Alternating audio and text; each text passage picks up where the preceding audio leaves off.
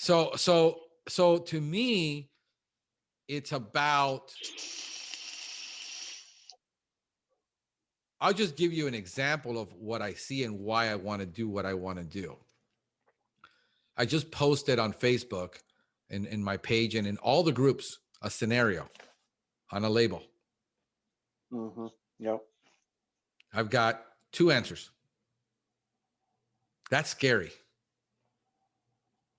Well, now you did one before too. I just finished posting one this week about here's what the label says. Yeah. The label says you can fog this, and you got to turn off the air conditioning system. Okay. When you read the SDS says you can use it outside or in well-ventilated areas. Okay. So who's right? Because it says nothing about PPE, and then it says if you're going to use it, the SDS says if you're going to use it in a non-ventilated area, you got to wear a NIOSH respirator. The label says nothing about it on the PPE. I look at labels and SDS as like proverbs. You know, it's here's what you have to do. Here's a suggestion, but use your daggum head. Well, actually, you can't. Not according to the SDS, because if you have an employee, it says on the first aid, if the person faints, you need to take them out to fresh air. Well, then it wasn't ventilated. Huh? Then it wasn't ventilated. They didn't have their PPE on. But there's no PPE requirement on the label. Only for handlers. On the label, only handlers must wear gloves and long sleeve shirts, not applicators. It says handlers, mixers. Is this a newer product? It's a product that's on the market. It's been around a long time. I use it extensively. That sounds like a EPA brain fart. Well, it says nothing about respirator. I searched that entire label. It says you must shut off, if you're going to fog indoor with it, you got to shut off the air conditioning system. Yeah. The SDS says you can only use it outside or in well-ventilated areas. If you're going to use it in non-ventilated areas, you got to wear a NIOSH respirator. Okay. I said, and most of the guys that I talked to says, well, the SDS is only for if you have a spill and for first responders. No, but you're right. That information should be on label, not just on SDS. Right. So my question was, what do you do? The answer was from 2 people. You asked your ag department. No, you don't. No. You're supposed to interpret it. Here's what most, and I'm going to do an entire teaching on this because I realize the industry doesn't know why, because 95% of the guys that are listening to me are solo operators. They don't have employees. Mm-hmm. Therefore, they don't have to abide by OSHA because they don't have a technician. So they feel they don't have to read the SDS because that's only if I have a spill. No, that's under OSHA. Yeah. And if you have an employee, that's about employee safety, and that's HCS, and you have to comply with that. They had no answer. But if I would have asked about bifenthrin, I would have got 150 replies. That is scary. A lot of what I do is we need better. We have done a very, very bad job of training the industry. Why? Because every time you go to a CEU training, anybody always talks about the label and how to apply it and what it kills and how you're going to control it and how you're going to do a crack and crevice, and the manufacturer's only telling you about their product. Preach it, brother. And you've never sat through an SDS training until you've had to because you're an employee. Because I asked video people, on that. You think you need SDS training? And people are like, no, I don't need SDS because that's only, and I don't have employees. I don't have to abide by that. Well, who's going to drag you out of that unit when you, because it says it causes on the SDS, it says it causes drowsiness. It's flammable whether you read the thing or not. Yeah. And it causes drowsiness. And you can't use it. So I got to shut off the ventilation. And here it tells me I got to wear a respirator, but I've never read the SDS. I've only read the label. I don't have to do a darn thing according to the label, except pass out and die. Labels are boring, but SDSs are extra boring. I mean, No, they I can give you a freaking heart attack if you're the wrong guy. I mean, think about it. You got to put a yeah, technician when you hire him, mandatory through SDS training, because he has to take the HCS hazardous safety training. It's mandated now. You have to take it. really. And you don't put a guy through it and he doesn't read his SDS and he doesn't understand it. And now you hired him and you didn't buy workman's compensation insurance. See, that's another reason why I'm such a nicest fanboy. If anytime you cannot download just an SDS or a label, they're the You same got to do file. both. It's the same file. Yep, you got to do both. You get both. But when you leave the manufacturer, most of the time you don't leave there with an SDS when you go buy it. They have to give you an SDS if you're going to transport it. Because now DOT is involved and OSHA's involved. And you got to leave that warehouse with an SDS. The label is on the package. But here's what everybody will argue me about. And I'm going to prove everybody wrong because I like doing that. But it says on every label, this particular label doesn't say it. It says it is a violation of federal law to use this product inconsistent with what? It's labeling. It's labeling. It does not say label. The federal law says labeling. Which includes the label, the SDS, the whatever's printed on the package. Right. So if you say I only have to follow the label, you're absolutely wrong because the SDS and FIFRA put out a statement saying the SDS, MSDS is part of the labeling. It never occurred to me that somebody would think they were separate. You know how many people think they're separate? I put out several posts on this and say, no, I don't have to. I only have to follow the label on application. But part of that respirator was on the SDS. It wasn't on the label. And here's the funny part. That statement, because the product is FIFRA exempt, did not say it is a federal violation of federal law to use it inconsistent with his labeling.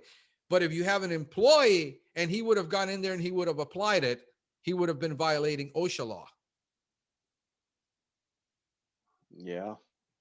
Because he didn't wear his respirator in an enclosed environment where the system was off. Because Well, it now says it to be fair, all the use and usage instructions and all that stuff should live on the label, not on the SDS. It should. And there's part number 12 through 15 that covers FIFRA, yet it wasn't on there. Is this 25B? It's a 25B product. Well, that's why the EPA just went, whatever. Well, they didn't have to, right? But here's the problem. If you're an applicator and you're a solo operator, you're not under OSHA. If you want to pass out, that's on you. You can't take that risk when you have an employee. Yeah. Because now you said, well, I'm exempt from getting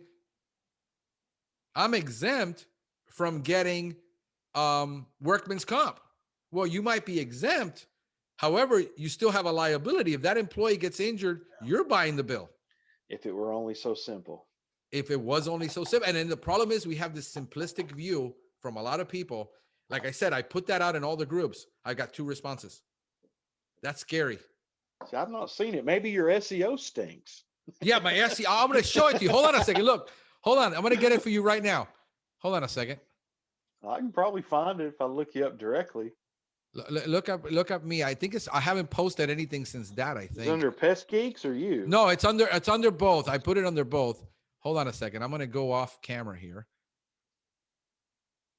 Let me see if I find it. Hold on. I'm gonna search it real quick. You are posting full on this thing, man. I'm telling you. I posted it. Where is it? Oh, no, not there. Okay, here we go. Let me share this with everybody on the screen. So everybody, this is the question. Share screen. Share. All right, I'm going to move you over here to the side. Question regarding product application. Here's what it says. This product is exempt from registration with FIFRA, Federal Environmental Protection Agency, under FIFRA Section 25B. It does not have a statement on the label, it is a violation of federal law to use this product in a manner inconsistent with the labeling. Now, here's what the EPA says. The EPA says this PR notice update clarifies EPA's determination in PR notice 9241 that material safety data sheets, MSDS, also referred to as SDS, that accompanies a pesticide product is considered part of the pesticide labeling, but may accompany a pesticide product without notification to the approval of the agency. Such labeling is consistent with the 40 CFR Part 156 labeling requirements. It is part of the labeling. Is the label the law for this product? How will you have your technician apply this product to comply with the label? Does the tech follow the SDS or the label on the PPE? Did the tech read the SDS before applying? Here's what it says for fogging. The label says closed, shut off air conditioning, ventilation equipment. The SDS says use only outdoors or in well-ventilated areas. So which one do you follow? Because you got to, if you're a tech, I didn't say an owner, I said a tech, because SDS falls under OSHA.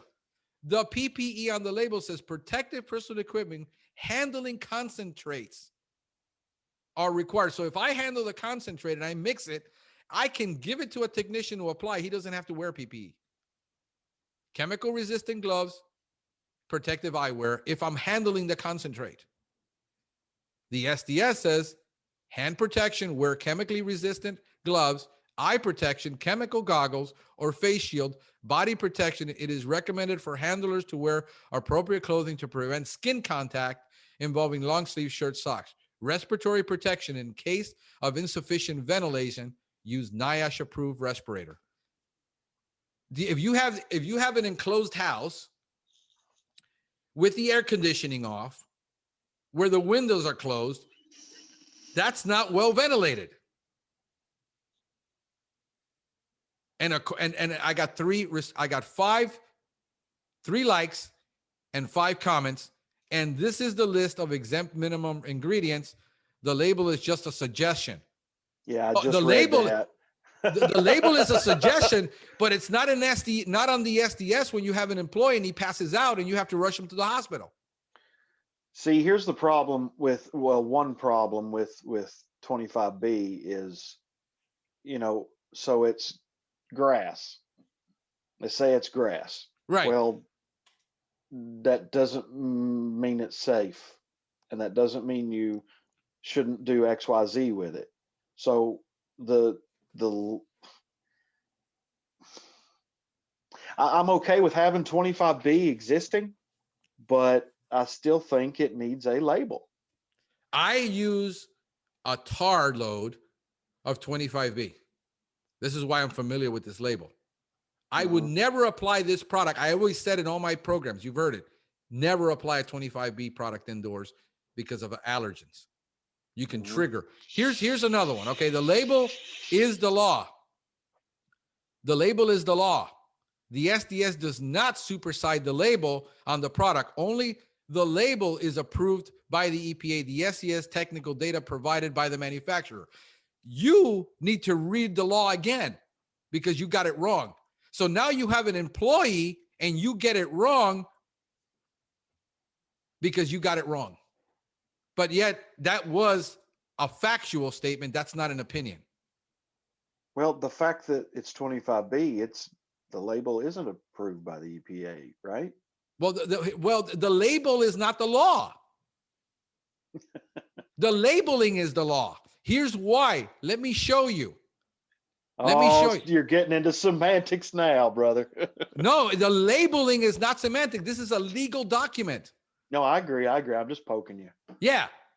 So when you tell me 5 answers out of 3,000, 4,000 people I have following me, if I would have asked a question, but I asked here how I decide what I'm going to teach and what I'm going to talk about. If I would talk about everything that's popular, I would have a huge audience. Yeah. But because I talk about the things that are important, most people don't want to listen to it. You know what this issue right here, this specific issue, comes down to government stupidity.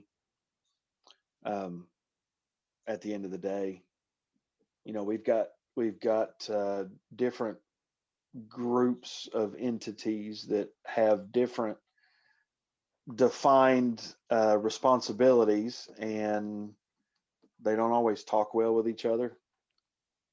Yeah, but here's the problem, dude. This is where my beef has been for the last 15 years, where I've been on taking so many courses. And how is it that you're in this 15 years, 20 years, and you still don't understand it? You're still confused about it because after 15 years, you're still a solo operator. But here's what it says. This is from the EPA, right? There it is right there. In other words, the label is the law. We quote that, right? Oh yeah, All right. absolutely. Okay, now look at the bottom of the website. What's the 25B or difference? not. What's the difference? In these web pages, we have used the term label for simplicity. No. Please read and include other materials that are considered labeling. Yeah. Let me ask, how many pest control technicians do you think have been on this website besides you and me? Nobody, because everybody thinks that this is baloney. And, as long as I follow the label, because the label is the law, the label is the law. No, it's used for simplicity. The actual law reads with its labeling. Yeah, absolutely. Even consumer products say that. Right. But it's the In that labeling that we're responsible for, not just the label. I'll tell you what, when my technician got certified, there was a question on his exam for certification that was a question: what is included in labeling? Yeah. And it was the what's written on the bottle, the label, the SDS, grandma's bean recipe, Right. and that's maybe they've kind of recognized there's an issue there, or at Well, least the state always recognizes there's an issue. The problem is, where has all the technical training come from for the last 50 years? I mean, how from many actual university training have you gone to by a university or by the state that wasn't done by a supplier, a manufacturer, or distributor, and all we talked about was the application of the product? And probably then about when we want to 20%. skim over it because it's boring, it doesn't really fit the narrative. Yeah. And so this is why you see me having the outlook I have. Is said we need to educate the whole world on what real pest control is, not just spraying and praying, because this is what everybody thinks it is. How are you going to attract the best people in the world when everybody thinks you walk around with a B&G to make $15 an hour? Because that's what most people want to do: is give me my bottle of concentrate, give me my B&G, Right. let me go get Miss Jones, and so I can go home. Right. And that is, and the customer thinks that too. Yeah. So Oh that's man, why I we have got to, a that's why you see perception me problem. that's why you see me so fanatical about environmental and about, eco green and what green is and what IPM is and what all this is. Because I mean, I'll put a debate on what IPM is, and 50% of people say that's not IPM, and 50% says you can't do IPM at all. Oh And boy. you can't do this. And so how can 50% be right and 50% be wrong? Like when I put similar questions out about rodenticides, how can 50% get the label wrong and tell me they're right when I'm showing them a label that says what you're telling me is wrong, but the label is the law, right? How can 50% get it wrong and 50% get it right? Somebody's violating the law.